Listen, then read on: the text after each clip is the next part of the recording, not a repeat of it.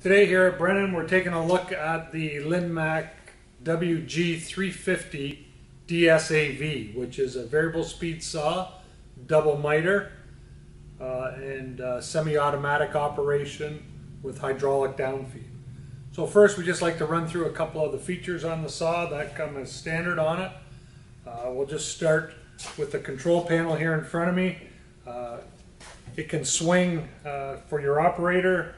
So ergonomically, he can be at the front of the saw or back here at the side of the saw to run it depending on where your material is and your conveyor setup. The saw comes with a hydraulic vise, short stroke cylinder in here. You just bring your vise into position, and during the semi-automatic cycle, the vise will close at the start of the cut and it will open when the cut's finished. Blade tension has the Linmac style gauge on here, which gives you your pressure reading, and there's a little green section in there so you know when your blade is at the proper tension. And combined with that is a limit switch on here with a blade breakage, so if your blade breaks, the blade will stop. Coolant is fed to the saw through these two lines here. It comes direct from a coolant tank that we'll talk a little bit more about in a minute. But the coolant comes directly into your guide arms on both the drive and the idler side. The coolant tank actually sits up here. The pump is on the top of it. Unique feature about this coolant tank is it can slide to the back or slide to the front to catch your coolant when you have your head swung either in the left direction or the right direction. The saw has a 2 horsepower motor directly mounted into the gearbox and is driven by a variable speed drive, so your speed of your blade can be controlled simply by dialing a knob in and reading the digital readout to get the speed set to where you want to. The vise, when you're going to miter to the left, when you're going to swing the head to the left, you're going to move your vise to the front. That's done simply by unlocking it, pushing it forward, and it's also supported by a Thompson rail on the end to make switching your vise very, very easy.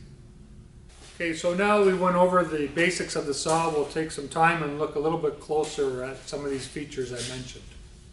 To run the saw in semi-automatic mode, what we're going to do is we're going to have our switch into the manual mode. First thing we'll do is set our head up position. So we're going to raise our head up, and you'll bring it up until the blade clears your material and gives you a little bit of room so you can move your material into your next cut. Once you've got your head set to the height, there's a head up limit switch that needs to be adjusted, and you just bring up the switch until it contacts the stop. Then we can just double check that. We'll bring our head down. We'll come back up and we can see that our blade is above our material now. The next thing we're going to do is set our clamping.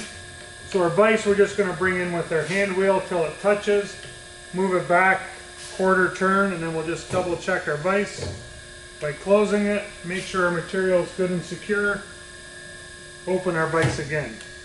The next thing we'll do is set our blade speed. We'll start our blade up, we'll set our blade speed, in this case to 212. Then we'll look at what our downfeed rate we want to be. We'll start bringing our head down. We can see that that's too fast. We'll slow it down to a cut rate. We'll speed it up for this video to see the cut rate we want to use. At this point, we bring our head back up, switch our control to semi-automatic. So we'll just initiate our semi-automatic cut cycle. So you can see the blade started, vise is closed. We're making our cut. We'll come down and contact our lower limit switch.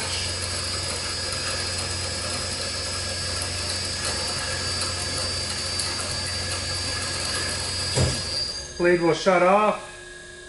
It will raise up to be above our material.